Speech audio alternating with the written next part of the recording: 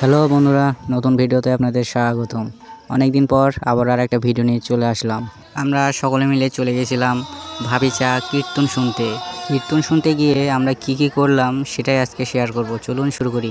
যারা হিন্দু ধর্মাবলম্বী তারা এই জিনিসগুলো বুঝবে। হাত উঁচু করে সবাই আমরা যাচ্ছিলাম বৃন্দাবনের উদ্দেশ্যে।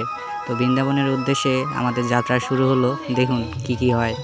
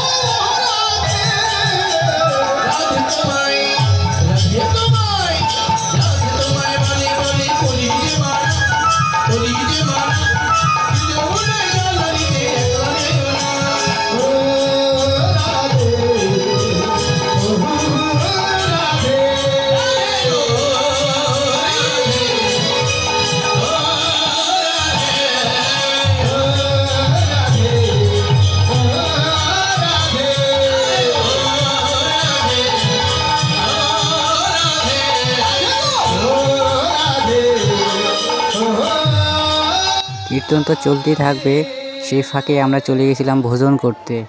অনেক মানুষের সমাগম ঘটেছিল এই কীর্তনে। খাবার খাইতে চলে আসছি, অবশেষে খাবার পেয়ে গেছি। সবাই সুন্দর করে খাচ্ছিলাম। এগুলো ঠাকুরের প্রসাদ, সবার ভাগ্যে জোটে না। আমাদের খাওয়া শেষ হতে না হতেই বৃষ্টি শুরু। হাতে থালি নিয়ে খাবার খাচ্ছিলাম, ভাবা যায় বিষয়গুলো। যাই হোক, অবশেষে সকলের খাওয়া শেষ হয়। খাওয়া দাওয়া শেষ, বৃষ্টি বন্ধ হয়ে গেলে স্যান্ডেল হাতে করে নিয়ে ছুটলাম মেলা ঘুরতে। দেখতে পাচ্ছেন বৃষ্টিতে কি অবস্থা, কাদাময় হয়ে গেছে সব কিছু। এই কাদাময়ের মধ্যেই ঘুরছিলাম, তাও আবার স্যান্ডেল হাতে করে। না হলে তো আছাড় বলে একটা জিনিস আছে, সেটা খাইতে হবে। তাই সুন্দর করে স্যান্ডেলগুলো নিয়ে কাদাতে সুন্দর গুটি গুটি পায়ে মেলা ঘুরছি। বৃষ্টি, তারপরও মানুষের শেষ নাই। এত যে বৃষ্টি, তারপরও দেখেন কত মানুষ। আর এই মেলাতে কসমেটিকের অনেক কিছুই আসছিল, কত দোকান দেখতেই পাচ্ছেন। যেমন দোকান আছে সেরকম মানুষজনের ভিড়ও আছে।